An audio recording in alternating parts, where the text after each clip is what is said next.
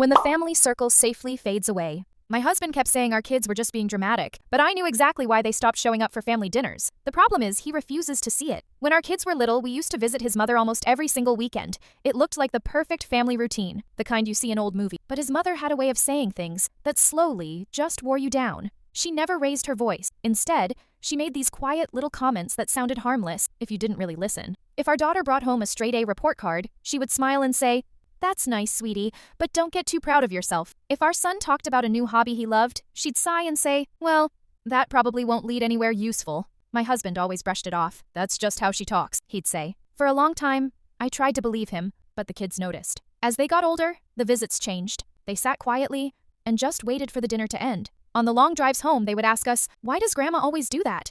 And my husband would immediately snap, "You're taking it the wrong way." Eventually, the kids stopped asking. By the time they hit high school, the excuses started. Our son always had practice. Our daughter always had to study. My husband thought it was typical teenage behavior, but I knew better. Now our kids are grown up. They have their own apartments, their own careers, their own lives. They call us all the time. They visit us for Thanksgiving, but they never ask about his mother. Last week, my husband tried to force the old tradition back. He called them both to set up a Sunday dinner. They both gave the exact same answer. "No thanks, Dad." He hung up the phone, looking completely heartbroken. He looked at me and whispered, "I just don't get it. Why are they being so cold?" So I had to look him in the eyes and tell him the truth. Our kids didn't just wake up one day and decide to cut her out. They spent 15 years being picked apart, one tiny comment at a time, while their own father told them they were just overreacting. They aren't being cold. They are finally adults, and they finally have the freedom to choose who gets a seat at their table.